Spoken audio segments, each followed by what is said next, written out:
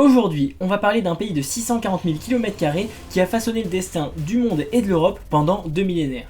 Un pays qui a donné naissance à plus de rois, d'empereurs et de révolutionnaires que n'importe quelle autre nation occidentale. Comment la France est passée d'un assemblage de tribus gauloises à la première puissance européenne? Pourquoi notre pays a connu plus de 15 régimes différents en seulement 230 ans? Et surtout, comment notre culture s'est formée et a réussi à survivre à toutes les invasions, rébellions et trahisons qui ont eu lieu sur notre territoire? C'est ce qu'on va découvrir ensemble, et je vous dis pas ça parce qu'on est français, mais c'est vraiment l'histoire la plus intéressante de tous les pays que j'ai vus.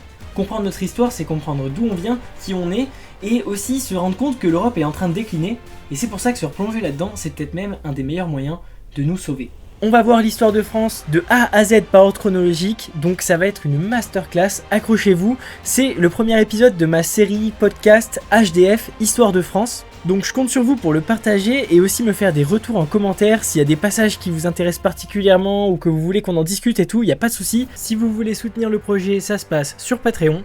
Sur ce, on commence notre histoire il y a 2600 ans. Il n'y a d'ailleurs pas une culture française. Et que tous ces salauds de gauchistes ferment leur gueule et arrêtent de mentir.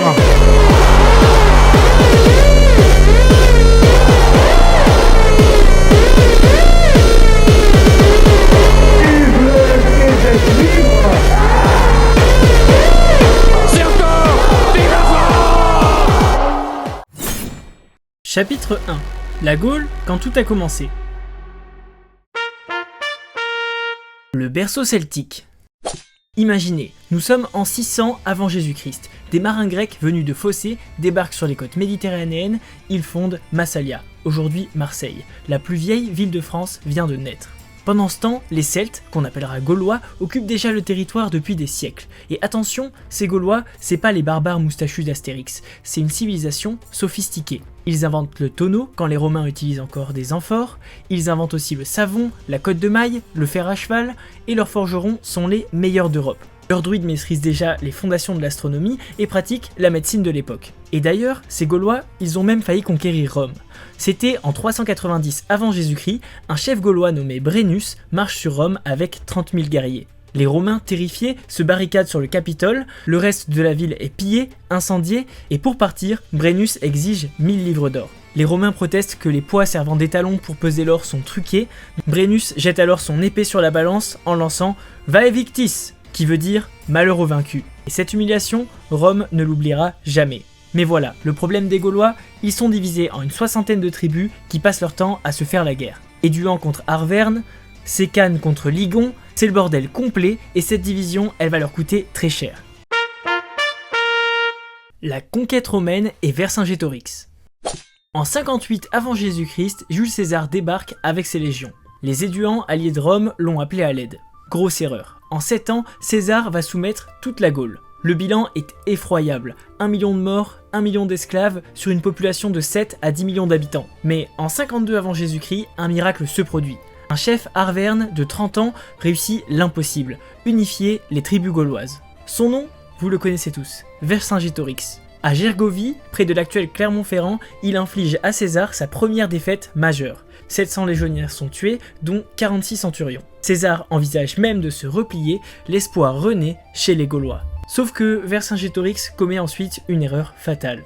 Il s'enferme dans Alésia avec 80 000 hommes. César construit alors une double ligne de fortification, une tournée vers la ville, l'autre vers l'extérieur. Quand l'armée de secours gauloise arrive, elle se brise sur ses défenses, Vercingétorix doit capituler pour sauver ses hommes.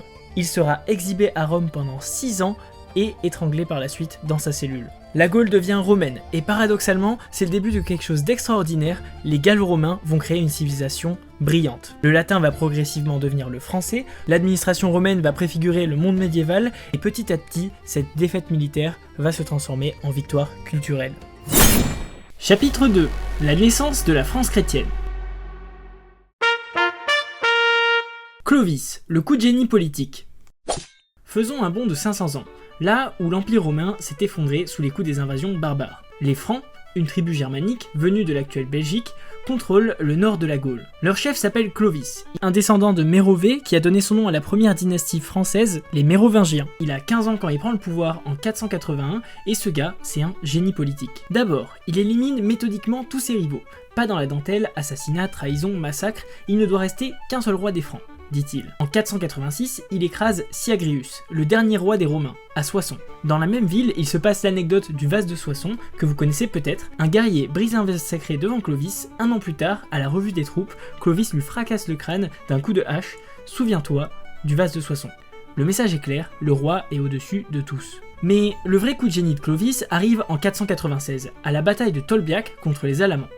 Clovis est en train de perdre, et sa femme, Clotilde, une princesse burgonde, est chrétienne. Selon la légende, Clovis s'écria durant sa défaite « Dieu de Clotilde, si tu me donnes la victoire, je me ferai baptiser ». Miracle ou coïncidence, le roi alamand est tué dans la mêlée, son armée s'effondre, victoire totale. Le 25 décembre suivant, Clovis tient parole, il se fait baptiser à Reims par l'évêque Rémi avec 3000 de ses guerriers. Rémi lui dit ces mots qui sont restés célèbres. Courbe la tête, fier Sicambre, adore ce que tu as brûlé, brûle ce que tu as adoré. C'est le moment fondateur de la France. Pourquoi ? Parce que tous les autres rois barbares sont ariens, une hérésie chrétienne qui nie la divinité du Christ. Ils pensent bien que le Christ est le fils de Dieu, mais ils ne pensent pas que le Christ est Dieu. Les populations gallo-romaines, elles, sont catholiques, et en choisissant le catholicisme, Clovis gagne instantanément le soutien de l'église et du peuple. En 507, fort de cet appui, il écrase les Visigoths à Vouillers et unifie quasiment toute la Gaule. La France devient dès lors la fille aînée de l'Église. Cette alliance entre le trône et le catholicisme va durer 1300 ans et façonner l'âme française. C'est le début d'une aventure unique dans l'histoire du monde. Charles Martel et Poitiers sauvaient la chrétienté. Sautons maintenant au 8e siècle. Les descendants de Clovis sont devenus des rois fainéants. Le vrai pouvoir, c'est le maire du palais qui l'exerce. Et en 732, ce maire du palais s'appelle Charles Martel. Il va devenir le sauveur de la chrétienté. À ce moment-là, les musulmans sont en train de conquérir le monde. En quelques années, ils sont partis du Moyen-Orient, ont conquis toute l'Afrique du Nord et sont à présent en Espagne. Pour prendre l'Espagne, il aura fallu seulement 3 ans. Ils remontent vers le nord, pillent l'Aquitaine, brûlent les églises. En octobre 732, une armée musulmane de 25 000 hommes, menée par Abd al-Rahman, marche sur Tours pour piller le sanctuaire de Saint-Martin, le plus riche de Gaule. Charles Martel l'intercepte entre Poitiers et Tours avec 15 000 francs. Les historiens modernes minimisent cette bataille, c'était juste un raid, pas une vraie invasion. Mais réfléchissez un peu, si Charles Martel avait perdu, qui aurait pu arrêter les musulmans ? Très certainement personne.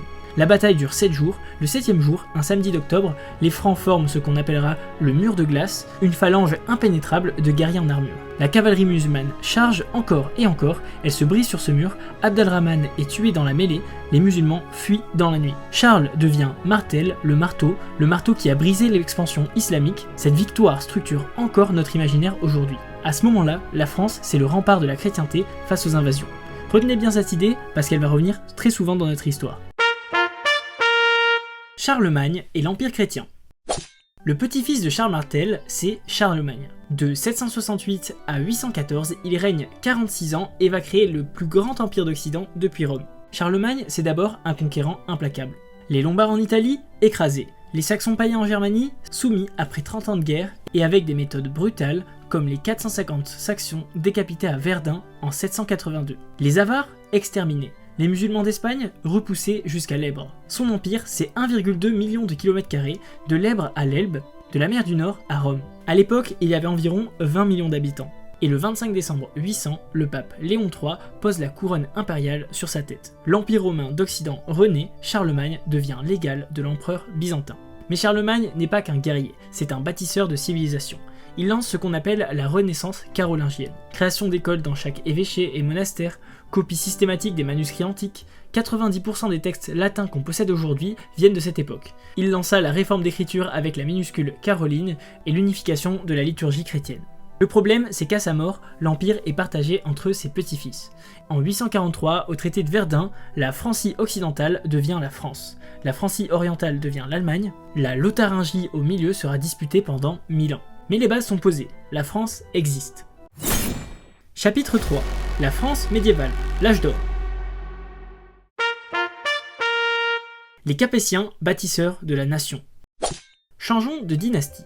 Hugues Capet monte sur le trône en 987. Son domaine royal, c'est ridicule. L'Île-de-France, 10 000 km². Le duc de Normandie ou le comte de Toulouse sont plus puissants que lui. Mais les Capétiens ont un secret, la continuité. Contrairement à ce qu'il se fait ailleurs, ils font sacrer leur fils de leur vivant. Résultat, 341 ans de transmission père-fils en ligne directe. C'est un record mondial absolu. Cette stabilité, ce sera leur force pour reprendre la main sur le royaume. Et c'est en cette période de stabilité que va se jouer une des périodes les plus épiques qu'a connue la France. Les croisades, l'épopée sainte de la France. Bon, il faut qu'on parle des croisades, c'est la grande aventure de la France médiévale. Celle qui va façonner l'âme européenne pendant 200 ans. Tout commence le 27 septembre 1095. Le pape Urbain II, un Français de Champagne, tient un concile à Clermont. L'empereur byzantin Alexis Comnène vient d'appeler à l'aide. Les Turcs seljoukides ont pris Jérusalem. Ils massacrent des pèlerins chrétiens et menacent Constantinople. Urbain II monte sur l'estrade devant des milliers de chevaliers et lance « Il est urgent d'apporter en hâte à vos frères d'Orient l'aide si souvent promise. » La foule explose. « Deus vult, Dieu le veut !» Les chevaliers se font coudre une croix rouge sur la poitrine, c'est parti pour l'aventure. Et quelle aventure! En 1096, première croisade. Godefroy de Bouillon vend tout ce qu'il possède pour financer l'expédition. 100 000 hommes traversent l'Europe. Après 3 ans de combats épiques, Nicée, Dorilé, 8 mois de siège à Antioche, ils prennent Jérusalem le 15 juillet 1099. Godefroy devient avoué du Saint-Sépulcre, il refuse la couronne d'or, je ne porterai pas la couronne d'or là où le Christ porta une couronne d'épines. Le mec avait la classe. La France crée le royaume de Jérusalem, les principautés d'Antioche et d'Édesse, ainsi que le comté de Tripoli. L'Orient latin, c'est nous. Pour 2 siècles, les chevaliers français vont régner sur la Terre Sainte, les croisades ne font que commencer et on y reviendra avec Saint-Louis et bien d'autres. Mais retenez bien, c'est la France qui mène la danse, la fille aînée de l'Église devient le bras armé de la chrétienté. Et cette mission sacrée va définir notre destin pour les siècles à venir. Philippe Auguste et l'affirmation du royaume. Petit à petit, mariage après mariage, guerre après guerre, la dynastie grignote du territoire. Le tournant, c'est Philippe Auguste, qui règne de 1180 à 1223. Au début de son règne, le roi d'Angleterre contrôle les 2 tiers du territoire de France. Philippe va tout changer. D'abord, il joue les princes anglais les uns contre les autres. Il monte Richard Cœur de Lion contre son père, puis Jean sans Terre contre Richard. Quand Jean devient roi, Philippe l'attaque judiciairement pour félonie. La sentence tombe, confiscation des fiefs. En 4 ans, il prend la Normandie, l'Anjou, le Maine et la Touraine. Jean sans Terre réagit. Il monte une coalition monumentale avec l'empereur germanique Othon IV, le comte de Flandre et le comte de Boulogne. 25 000 hommes et budget illimité. Le 27 juillet 1214, c'est l'affrontement à Bouvines. Philippe n'a que 15 000 hommes. La bataille est épique, Philippe charge même personnellement, il est désarçonné, les Flamands tentent de le tuer au sol, mais ses chevaliers le sauvent in extremis. L'évêque de Senlis fracasse le crâne du comte de Flandre avec sa masse d'armes. Oui, vous avez bien entendu, un évêque, et cela a fait fuir Othon. Ce sera une victoire totale et la France devient la superpuissance européenne. Son petit-fils, c'est Louis IX, qu'on appellera Saint Louis, il incarne l'apogée de la monarchie chrétienne. J'en referai clairement une vidéo. Imaginez un peu, il rend la justice sous un chêne à Vincennes, n'importe qui peut venir plaider sa cause, il nourrit 120 pauvres par jour, il crée la Sorbonne, construit la Sainte-Chapelle pour abriter la couronne d'épines du Christ, il a d'ailleurs payé plus cher que la construction de la chapelle elle-même, et même ses amis musulmans le respectent pendant les croisades. C'est l'idéal du roi chrétien parfait. Les cathédrales, défier le ciel. Entre 1150 et 1350, la France construit 80 cathédrales et 500 grandes églises. C'est le plus grand chantier de l'histoire proportionnellement à la population. Ces cathédrales, c'est de la folie pure. Notre-Dame de Paris, Chartres, Reims, Amiens, elles défient les lois de la physique. Amiens par exemple, c'est 200 000 mètres cubes. Vous pourriez mettre 2 Notre-Dame l'une dans l'autre. Les voûtes montent à 42 mètres, l'équivalent d'un immeuble de 14 étages. Mais ces cathédrales, c'est pas juste des églises, c'est l'équivalent médiéval de la Silicon Valley. Il y a de l'innovation technique permanente, des voûtes sur croisées d'ogives, arcs-boutants, rosaces. Les meilleurs ingénieurs et artistes d'Europe viennent y travailler. Ça crée des milliers d'emplois, ça attire des pèlerins qui viennent dépenser leur argent et ça dynamise toute l'économie du royaume. Et spirituellement, chaque cathédrale est un doigt pointé vers le ciel qui proclame la France et le royaume de Dieu sur terre. Cette ambition verticale, cette volonté de toucher le ciel, c'est unique au monde. Et alors que ces monuments qui ont plus de 700 ans rayonnent encore de nos jours dans nos villes et attirent des millions de touristes, on construit des centres commerciaux et des mosquées. Ça en dit long sur notre déclin spirituel. Mais, continuons. Jeanne d'Arc, le miracle français. vers 1400, la situation est catastrophique. Les Anglais contrôlent Paris et tout le nord du pays. Le traité de Troyes a déshérité le dauphin Charles, les Bourguignons sont alliés aux Anglais. Charles VII, qu'on appelle par moquerie le roi des Bourges, ne contrôle plus qu'un tiers du royaume. C'est foutu. Mais c'est alors qu'arrive Jeanne, 17 ans, fille de laboureur de Domrémy, un village à la frontière de Lorraine. Depuis ses 13 ans, elle entend des voix. Saint-Michel, Sainte-Catherine, Sainte-Marguerite, le message est clair, va, fille de Dieu, bouter les Anglais hors de France et faire sacrer le dauphin à Reims. N'importe qui d'autre aurait fini à l'asile. Mais Jeanne a une force de conviction extraordinaire. Elle convainc le capitaine Vaucouleurs de l'escorter 600 km à travers les lignes ennemies.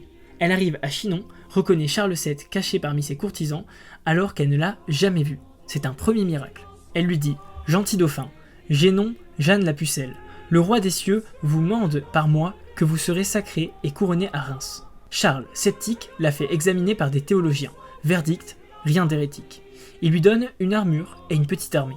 En mai 1429, c'est le siège d'Orléans. Les Anglais qui assiègent la ville depuis octobre se font mettre en déroute par Jeanne en seulement 9 jours. Elle prend les forts Anglais un par un. Elle est même blessée d'un carreau d'arbalète à l'épaule, arrache la flèche, retourne au combat, et les Anglais terrifiés par cette sorcière lèvent le siège. C'est le deuxième miracle. En un mois, elle nettoie toute la vallée de la Loire. Le 17 juillet 1429, Charles VII est sacré à Reims. La légitimité royale est restaurée. Mission accomplie. Mais les politiques veulent négocier, alors que Jeanne veut continuer le combat. Elle est trahie à Compiègne, vendue aux Anglais et subit un procès truqué à Rouen. Le 30 mai 1431, elle est brûlée vive. De ses 19 ans, ses derniers mots sont « Jésus » répétés 6 fois. Le miracle continue après sa mort. Les Français, galvanisés, reprennent l'offensive. En 1453, les Anglais sont définitivement boutés hors de France. Jeanne d'Arc, c'est littéralement l'intervention divine dans l'histoire. Une gamine illettrée qui sauve un royaume. Et de nos jours, même les républicains athées sont obligés de s'incliner devant ce mystère. Chapitre 4. La monarchie absolue.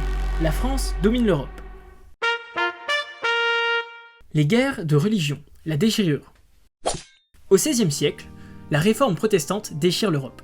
En France, les Huguenots, les protestants, représentent 10% de la population, mais 50% de la noblesse. Imaginez le problème, la moitié des élites rejettent la religion du royaume. De 1562 à 1598, 8 guerres de religion ravagent le pays. Le point culminant, c'est la Saint-Barthélemy, le 24 août 1572. Le mariage d'Henri de Navarre, protestant, avec Marguerite de Valois, devait réconcilier les deux camps. Au lieu de ça, c'est un piège. 3000 protestants massacrés à Paris en une nuit, 10 000 dans toute la ville, les corps sont jetés dans la Seine, le fleuve devient rouge sang. La spirale de violence continue, Henri III fait assassiner les Guises, chefs du parti catholique. Un moine assassine Henri III en retour. Henri de Navarre devient Henri IV, mais il est protestant. Paris refuse de lui ouvrir ses portes. Sa solution, la conversion. Paris vaut bien une messe. Suite à cela, il promulgue l'édit de Nantes en 1598. Cela instaure la liberté de culte pour les protestants et la paix revient. Mais en 1610, à Ravaillac, un catholique le poignarde. 16 coups de couteau. Le bon roi Henri est mort. La France a perdu 500 000 habitants dans ces guerres fratricides. Louis XIV, le roi Soleil, éblouit le monde. Louis XIV régna de 1643 à 1715, ce qui fait 72 ans de règne, c'est le plus long de l'histoire. Il transforme la France en hyperpuissance. L'État c'est moi, dit-il, et c'est vrai. D'abord, il mate la noblesse. Comment ? En la piégeant à Versailles. Ce château démentiel, 2 milliards d'euros actuels, 700 pièces, 36 000 ouvriers, c'est un piège doré. Les nobles sont obligés d'y vivre, de se ruiner en habits et en fait, de mendier les faveurs du roi. Pendant qu'ils tiennent la chandelle du roi au coucher royal, ils ne complotent plus. Militairement, Louis XIV est inarrêtable. Il possède 400 000 hommes sous les armes, c'est du jamais vu. Ses maréchaux, Turenne, Condé, Luxembourg, Villars sont des génies. Vauban construit 300 places fortes, la ceinture de fer qui protège le royaume. La France mène 4 grandes guerres, combat parfois toute l'Europe coalisée et gagne souvent. Versailles devient le centre du monde civilisé, toute l'Europe parle français, copie la mode française, imite l'étiquette française, c'est le soft power avant l'heure. Molière, Racine, La Fontaine, Lully, la culture française rayonne partout. Mais Louis XIV commet une erreur fatale. En 1685, il révoque l'édit de Nantes. Les protestants doivent se convertir ou partir. 200 000 à 300 000 protestants fuient, et souvent les plus éduqués, les plus riches et les meilleurs artisans. Ils emportent leurs secrets industriels en Angleterre, en Hollande et en Prusse. 25% de l'armée prussienne sera composée de huguenots français. La France vient de se tirer une balle dans le pied. À sa mort, en 1715, Louis XIV laisse une France agrandie mais épuisée, avec 2 milliards de livres de dettes. « J'ai trop aimé la guerre », avouera-t-il sur son lit de mort. À sa mort, son arrière-petit-fils Louis XV n'a que 5 ans. Le déclin commence. La Nouvelle-France, l'aventure américaine. Pendant que Louis XIV éblouit l'Europe, des Français bâtissent un empire de l'autre côté de l'Atlantique. La Nouvelle-France, c'est l'épopée oubliée de notre histoire. En 1534, Jacques Cartier plante la croix à Gaspé. Vive le roi de France! Un continent vierge s'ouvre à nous. En 1608, Samuel de Champlain fonde Québec. Seuls 28 hommes passent le premier hiver. 20 meurent de froid et de scorbut. Les survivants s'accrochent. Et là, miracle. Les Français font une alliance avec les Amérindiens. Contrairement aux Anglais, qui les exterminent, les Français commercent, se marient et les évangélisent. Les coureurs de bois, ces aventuriers fous, parcourent 10 000 km en canot. Ils découvrent les Grands Lacs et descendent le Mississippi. La Salle atteint le golfe du Mexique en 1682 et nomme ce territoire immense Louisiane, en l'honneur de Louis XIV. L'empire est gigantesque, du Labrador à la Nouvelle-Orléans, des Appalaches aux Rocheuses, plus de 5 millions de kilomètres carrés, la moitié de l'Amérique du Nord. Mais voilà, le drame. Seulement 70 000 colons français contre 1,5 million d'Anglais. Pourquoi ? Sûrement parce que la France interdit aux protestants d'immigrer. Les Huguenots, chassés après la Révolution et l'édit de Nantes, vont peupler les colonies anglaises. Il faut avouer aussi que c'est plus facile d'émigrer quand on est anglais et qu'on vient d'une île maudite plutôt que quand on est français et qu'on possède déjà un paradis géographique chez soi. La guerre de 7 ans, de 1756 à 1763, scelle le destin. Montcalm, avec 3800 hommes, affronte Wolfe et 8500 Anglais sur les plaines d'Abraham. En 15 minutes de fusillade, Montcalm est mortellement blessé. Québec tombe le 13 septembre 1759, je meurs content, je ne verrai pas les Anglais dans Québec, souffle Montcalm. En 1763, c'est le traité de Paris. Louis XV abandonne tout. Quelques arpents de neige, dit Voltaire. L'imbécile, on vient de perdre un continent. La France garde seulement Saint-Pierre-et-Miquelon et ses îles à sucre aux Antilles. Calcul à court terme, désastreux. Et pourtant, les 60 000 Français du Québec vont résister. Isolés, abandonnés, opprimés par les Anglais, ils sont aujourd'hui 8 millions. 8 millions de francophones en Amérique du Nord par leur acharnement à rester français. Le siècle des Lumières, les idées qui tuent. Au XVIIIe siècle, éclot un paradoxe fascinant. La France perd ses guerres, mais gagne la bataille des idées. Voltaire, Rousseau, Diderot, Montesquieu, les philosophes français définissent la modernité. Voltaire ridiculise l'Église, Rousseau prône la démocratie, et Diderot compile l'encyclopédie, 72 000 articles qui répandent des idées submersives. Les francs-maçons infiltrent l'élite, ils sont 50 000 membres en 1789. Ces intellectuels sapent les fondements de la monarchie, mais le plus drôle, c'est qu'ils sont protégés par la monarchie elle-même. Voltaire correspond avec Frédéric II et Catherine de Russie, et les salons où on refait le monde sont tenus par des duchesses. Cette effervescence prépare quelque chose d'énorme, une révolution. La révolution. Les aristocrates qui applaudissent Beaumarchais ne savent pas qu'ils applaudissent en fait leur propre condamnation à mort. Chapitre 5. La Révolution, le grand basculement. En 1789, l'ancien monde s'effondre. Le 5 mai 1789, ce sont les États généraux à Versailles, la première fois depuis 1614. Le tiers-État découvre sa force, ils sont plus nombreux que la noblesse et le clergé réunis. Les événements s'enchaînent à une vitesse folle. Le 17 juin, le tiers-État se proclame Assemblée nationale. Le 20 juin, c'est le serment du jeu de paume. Le 14 juillet, c'est la prise de la Bastille. Seulement 7 prisonniers sont libérés, mais peu importe, symboliquement, c'est énorme. Le peuple vient de vaincre l'absolutisme. En quelques mois, 1000 ans d'ancien régime s'effondrent. Le 4 août, c'est l'abolition des privilèges dans une nuit d'hystérie collective. Le 26 août, c'est la déclaration des droits de l'homme. Les biens de l'Église, soit 10% du territoire, sont confisqués et vendus. Les provinces millénaires sont remplacées par des départements géométriques. Même les poids et mesures changent, le système métrique remplace le chaos des mesures locales. Mais les révolutionnaires veulent aller plus loin. Ils veulent détruire le catholicisme, l'âme même de la France. Ils constituent un clergé civil, les prêtres deviennent des fonctionnaires élus. Ils mettent en place le calendrier révolutionnaire, plus de dimanches, plus de saints, et ils font ce qu'ils appellent le culte de la raison, avec des prostituées intronisées déesses dans Notre-Dame. Résultat, une guerre civile. La Vendée notamment se soulève pour défendre ses bons prêtres. La répression est effroyable. Les colonnes infernales de Turreau ont ordre d'exterminer tous les habitants. Femmes enceintes éventrées, enfants embrochés sur des baïonnettes, villages entiers brûlés avec leurs habitants dedans. 200 000 morts minimum, c'est le premier génocide idéologique de l'histoire moderne. La terreur, la folie meurtrière. Le 21 janvier 1793, Louis XVI est guillotiné. Les votes sont serrés, 361 votes pour et 360 votes contre. Une seule voix fait basculer toute l'histoire. Ces derniers mots, « Je meurs innocent, je pardonne à mes bourreaux, puisse mon sang ne pas retomber sur la France. » Mais le sang va couler à flot. La République est attaquée de toutes parts et la solution de Robespierre, c'est la terreur. Pas de liberté pour les ennemis de la liberté. La machine s'emballe.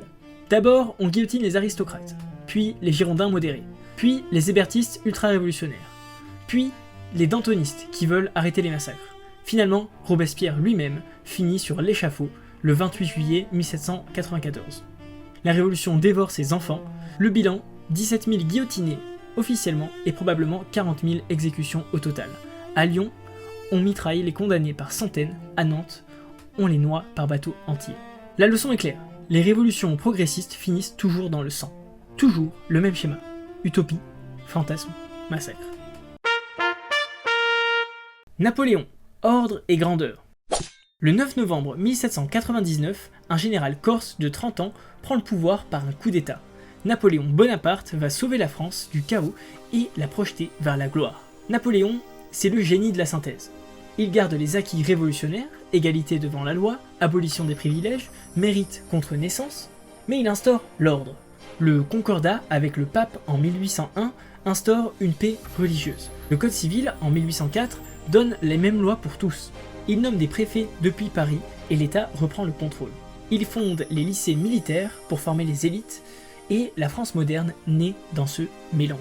Militairement, c'est du jamais vu. La bataille d'Austerlitz, le 2 décembre 1805, deviendra son chef-d'œuvre. 73 000 Français contre 85 000 Austro-Russes. Napoléon fait croire qu'il est faible, abandonne le plateau de Pratzen, l'ennemi mord à l'hameçon, au moment parfait, il frappe au centre. L'armée ennemie se disloque, il dira à ses soldats « Je suis content de vous », et le soleil d'Austerlitz illumina l'Europe soumise. En 10 ans, il remporte 50 victoires. À Léna, la Prusse sera détruite en une journée. Wagram, l'Autriche à genoux. Et à son apogée, en 1812, l'Empire compte 130 départements, de Hambourg à Rome. Il possède 44 millions d'habitants et l'Europe entière parle français, en suivant les codes de Napoléon. Puis vient l'hubris, la campagne de Russie. 600 000 hommes partent, 30 000 reviennent. Malheureusement, l'hiver a vaincu. La retraite devient un apocalypse et la Bérésina, les pontonniers déblés se sacrifient dans l'eau glacée pour sauver les débris de l'armée. Suite à cela, Napoléon est chassé, mais il reviendra. On en parlera dans une vidéo dédiée sur Napoléon. En 1815, c'est la bataille de Waterloo. Il dira « La garde meurt, mais ne se rend pas ». C'est fini. La France perd contre une coalition gigantesque et Napoléon sera envoyé sur Sainte-Hélène où il vivra 6 ans d'agonie sur ce rocher perdu. Mais la légende est née. Napoléon a montré au monde que la France pouvait dominer l'Europe. Ce souvenir ne s'effacera jamais. Chapitre 6. Le 19e siècle. Chaos et grandeur. Un siècle de révolution. De 1815 à 1870, la France change de régime tous les 15 ans. C'est du jamais vu.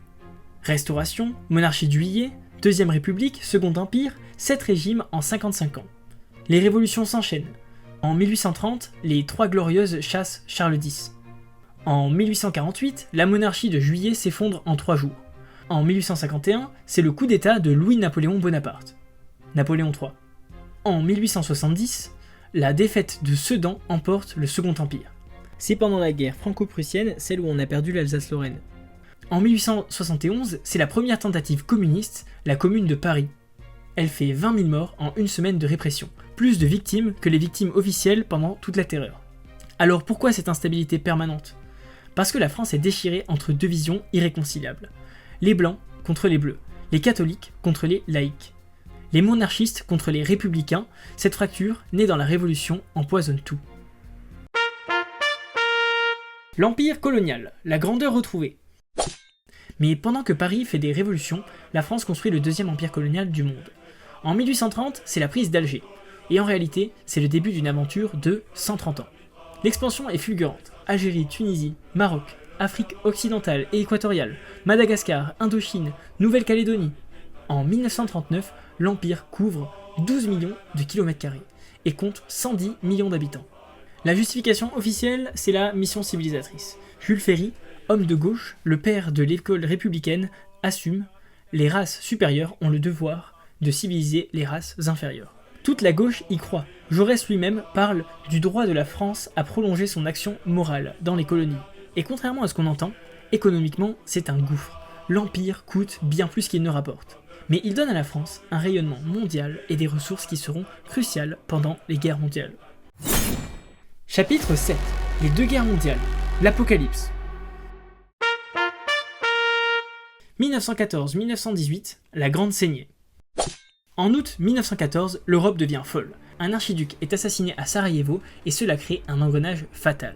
La France mobilise 8 millions d'hommes. Ils partent la fleur au fusil, l'esprit du temps et on sera de retour pour les vendanges.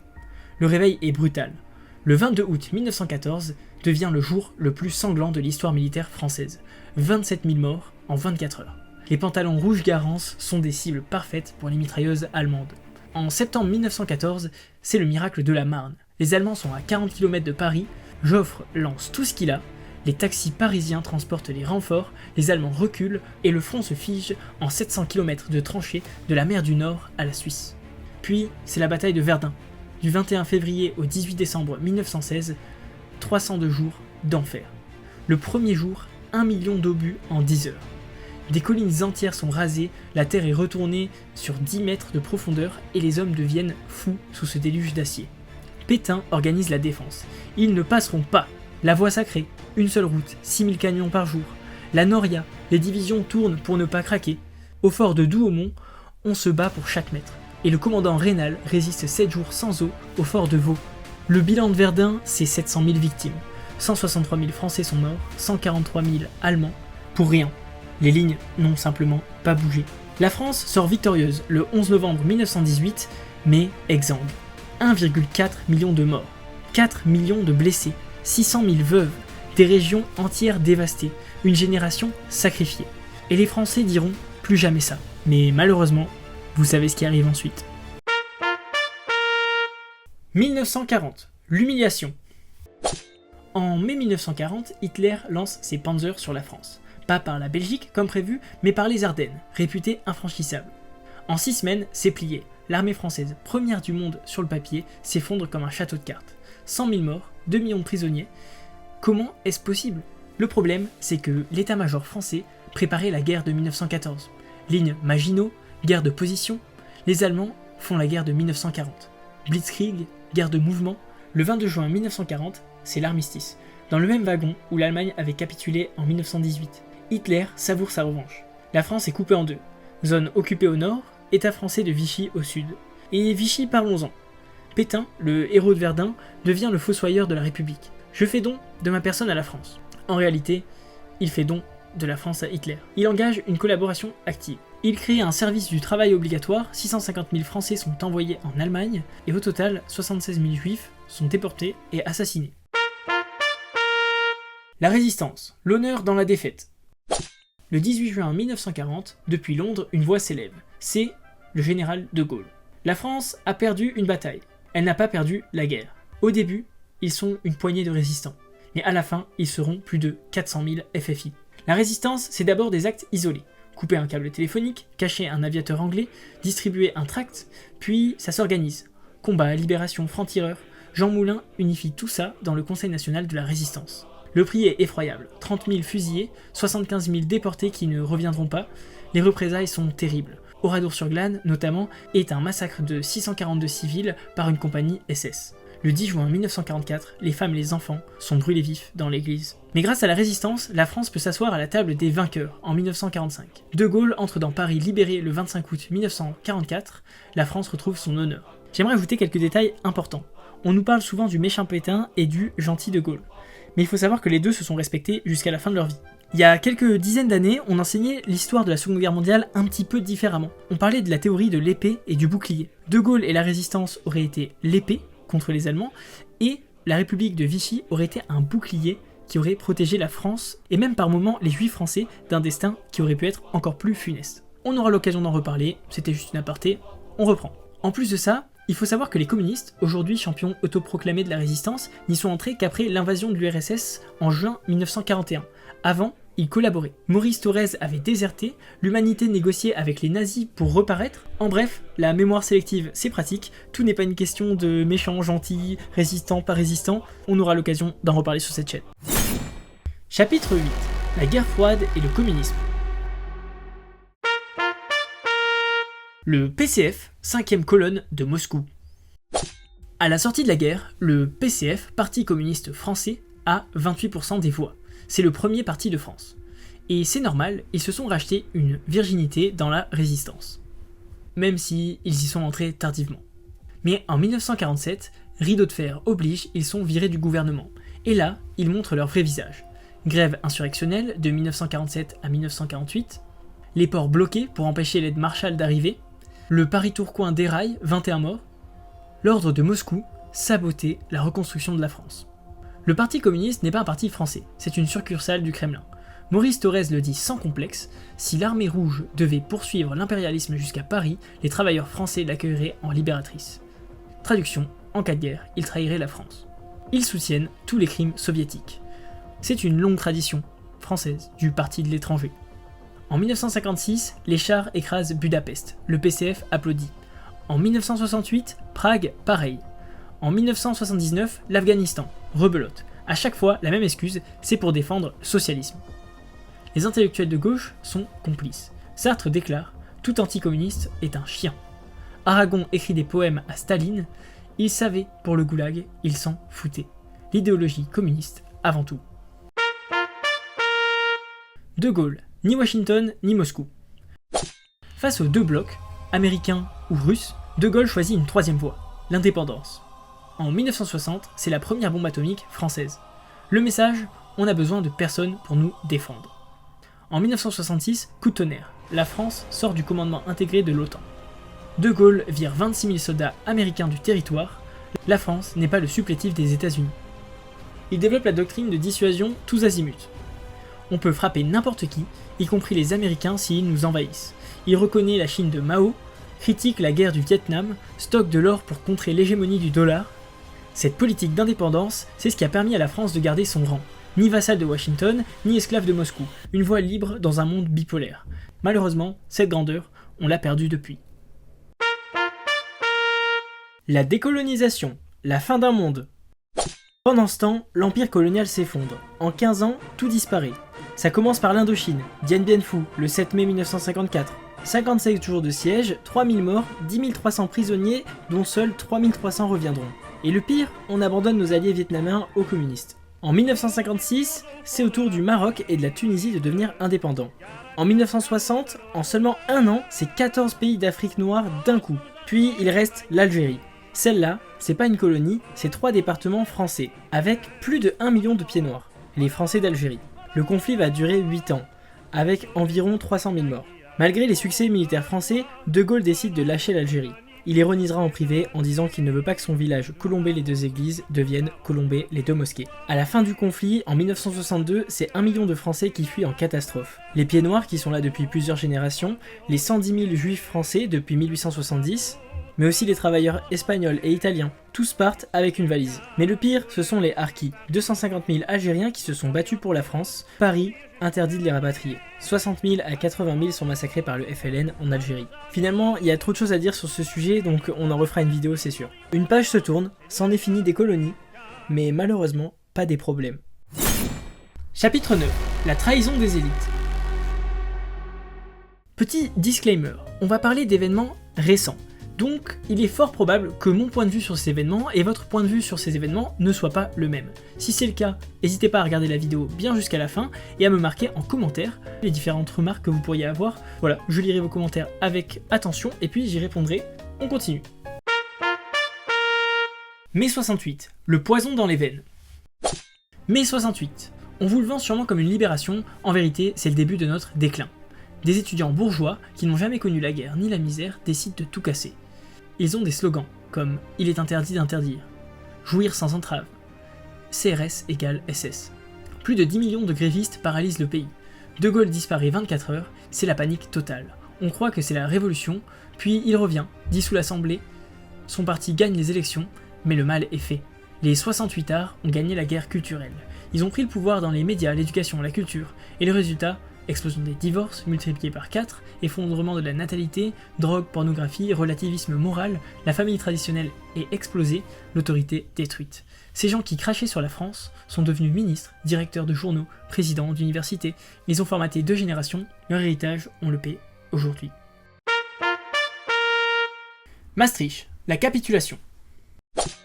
Mitterrand demande aux Français d'abandonner le franc. 1000 ans d'histoire monétaire jetée à la poubelle. Le oui passe à 51%. La moitié du pays a dit non, mais on s'en fout. La monnaie, c'est le cœur de la souveraineté. Battre monnaie, c'est le privilège régalien par excellence. On l'a donné à des bureaucrates de Francfort qui n'ont de compte à rendre à personne. En 2005, rebelote. Référendum sur la Constitution européenne, cette fois c'est clair, 55% de non, le peuple a parlé. Qu'est-ce que fait Sarkozy ? Il fait voter le même texte par le Parlement en 2008. Le traité de Lisbonne est un mépris absolu de la démocratie. Aujourd'hui, 80% de nos lois viennent de Bruxelles. Des juges luxembourgeois peuvent casser les décisions de notre Conseil d'État. On ne contrôle plus nos frontières. La France n'est plus un pays souverain. C'est en quelque sorte une province d'un empire européen qui nous tire vers le bas. L'invasion migratoire. Giscard, sous pression du patronat et de la gauche, instaure le regroupement familial. L'immigration de travail devient immigration de peuplement. C'est le début de la fin. Les chiffres donnent le vertige. 400 000 titres de séjour par an, 150 000 demandes d'asile, minimum 100 000 clandestins. En 50 ans, c'est plus de 10 millions d'immigrés et de descendants. Dans certains quartiers, les Français de souche sont devenus minoritaires. Mais le pire, c'est le déni. La diversité est une richesse, ils font les travaux que les Français ne veulent pas faire, ils paient nos retraites. Tout cela sonne malheureusement comme des mensonges. La réalité, plus de 50% des détenus sont étrangers ou d'origine étrangère, 40% des allocataires sociaux, et il existe maintenant des zones de non-droit où la police ne rentre plus. Trappes, Roubaix, Sevran, les quartiers nord de Marseille, les élites qui ont organisé ça vivent dans les beaux quartiers. Elles ne prennent jamais le RER et leurs enfants vont dans des écoles privées. Elles ont en quelque sorte trahi le peuple français. Conclusion. Alors, regardons la réalité en face. 68 millions d'habitants, mais combien de Français dans le cœur ? Même si notre pays n'est pas au meilleur de sa forme et qu'il a vécu beaucoup de trahisons, l'espoir demeure. Les Français sont toujours là, notre histoire est toujours là, et dans les urnes, ça se ressent. Tout n'est pas perdu. Alors même si la droite est socialiste, et il faudrait qu'on en reparle parce que vraiment c'est pas possible, l'identité française est défendue. Les tabous dont on pouvait pas parler il y a quelques décennies tombent les uns après les autres, que ce soit l'ERN, Reconquête, la droite sur internet, ou alors des gens comme Philippe de Villiers, et même quelques LR, on peut ressentir le frémissement d'un pays qui ne veut pas mourir, d'un pays qui veut continuer. C'est pour ça que ce que je veux que vous reteniez de cette vidéo, c'est pas le bilan catastrophique à la fin, les trahisons, etc. Mais c'est tout ce qu'on vient de traverser. La France, c'est plus que nous, c'est des générations qui nous ont précédés et qui nous ont légué un héritage. Mais pour le continuer, il va falloir se battre, car l'histoire ne pardonne pas aux lâches et elle appartient à ceux qui osent. De Vercingétorix à Charles Martel, de Jeanne d'Arc à Napoléon, il s'est toujours trouvé des Français pour viser plus haut, pour aller plus loin, pour continuer notre héritage. Alors je vous pose juste une question, allez-vous regarder notre pays sombrer ou allez-vous vous lever ? Un peuple ne meurt que s'il consent à mourir, et les Français dans leur ensemble n'ont pas consenti. J'espère que cette vidéo vous a plu, que ce rappel de l'histoire de France vous a fait plaisir. Je vais continuer ce podcast, on va voir plein d'épisodes de l'histoire de France, mais aussi des hors-séries avec des auteurs, des choses importantes à aborder, des histoires de pays qui peuvent être intéressantes et tout, donc si vous voulez me soutenir surtout, n'hésitez pas à aller sur Patreon. Et si vous savez pas quoi faire pour la France, que vous voulez juste faire un petit truc, faites des shorts. Faites des shorts les gars, faites des shorts. C'était Romain Croisade, à plus.